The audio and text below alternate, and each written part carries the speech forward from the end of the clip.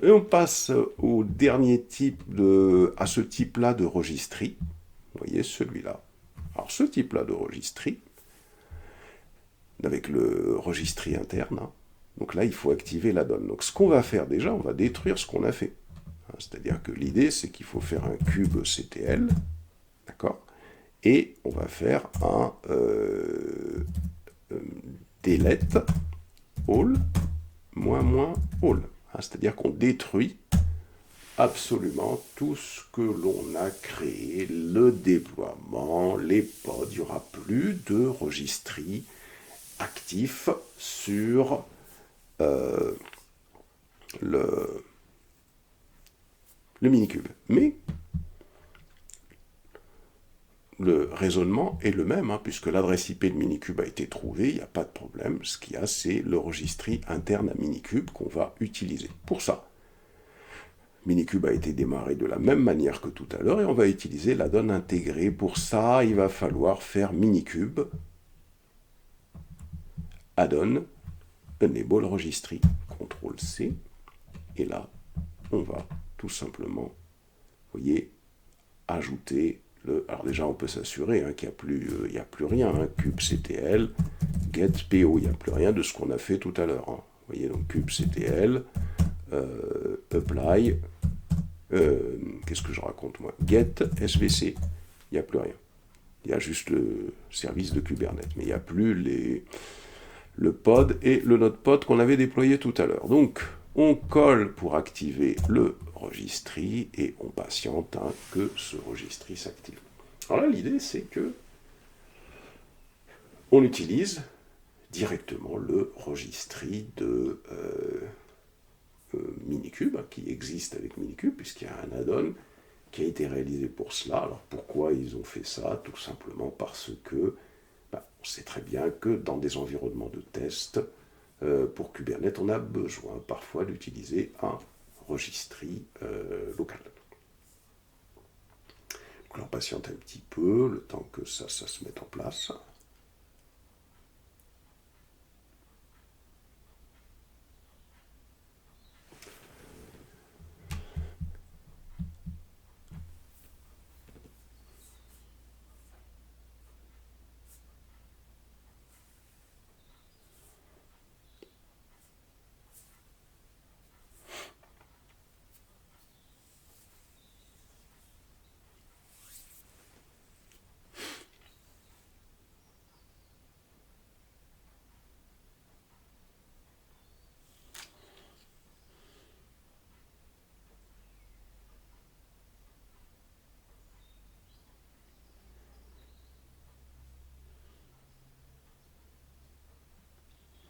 Voilà, c'est toujours un petit peu long, hein.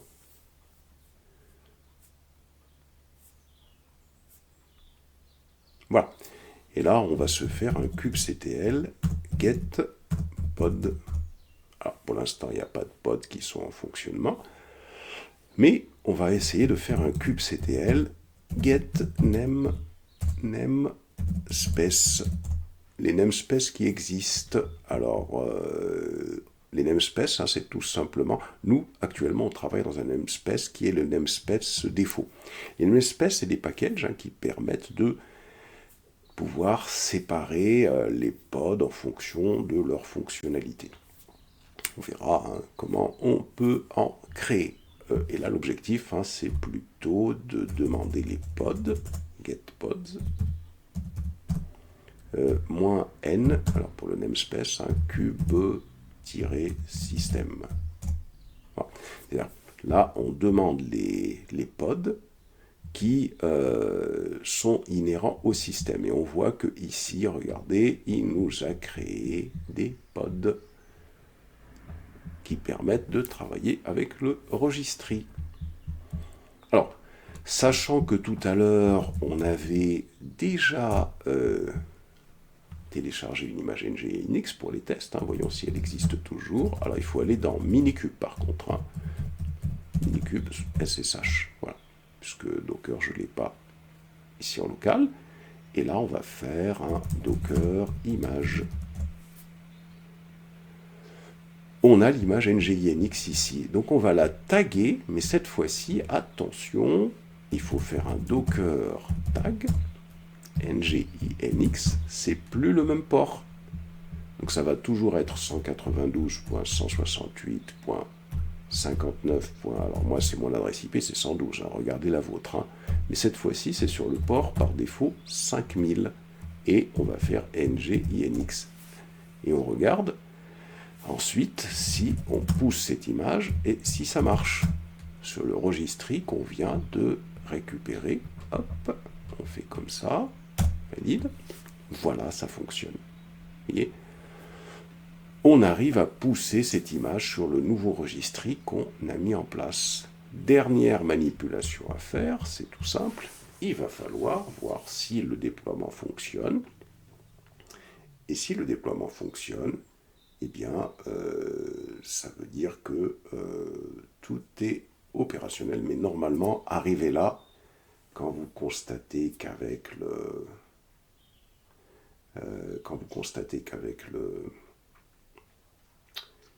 Avec le registry, ça fonctionne, donc ça va marcher.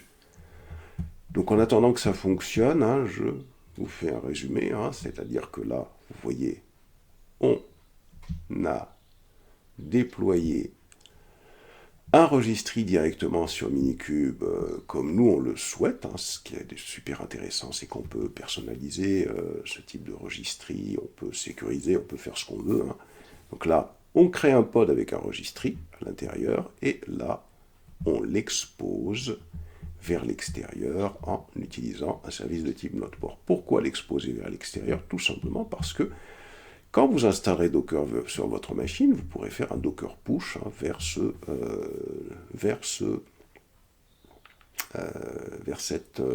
registry. Donc ça, c'est une première façon de faire. Deuxième façon de faire, on peut créer, donc on peut activer la donne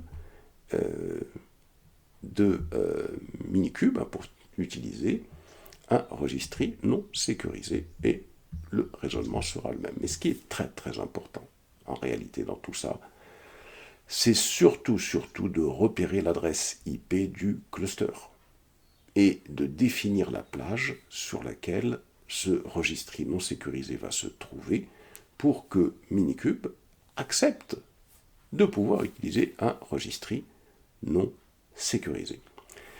Avec les vrais clusters Kubernetes, bien évidemment, on ne travaille pas comme ça. Hein. C'est-à-dire que le vrai cluster Kubernetes, quand on veut utiliser un registry non sécurisé, eh bien, il va falloir procéder autrement. Mais là, dans un environnement de test, voilà la manipulation.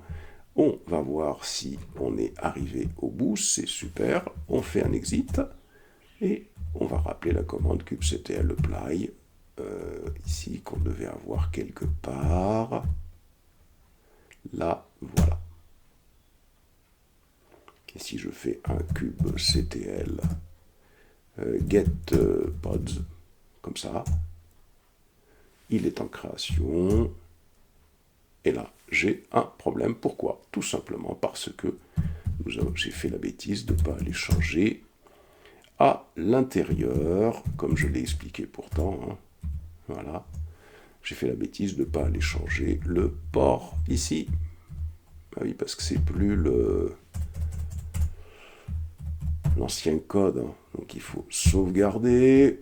Vous revenez ici et puis vous réappliquez tout simplement la spécification avec ce changement. Hein. Il faut aller rechercher comment ça se passe.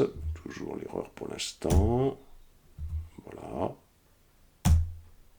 Alors quand ça fonctionne comme ça, vous faites juste un kubectl delete. Alors je crois que c'était po/nginx-pod. Voilà, vous le suivez. Ah, c'est delete, hein. Attention. Delete. Hop. Voilà. Pour refaire les choses hein, proprement. Voilà, après, voilà, tout simplement. Hop, kubectl apply. Donc on a fait la modif. Et on recommence. Ah, il est en création. On le surveille. Voilà, pour l'instant, il a l'air de ne pas se planter. Et il est en état running. Voilà pour ces deux possibilités-là.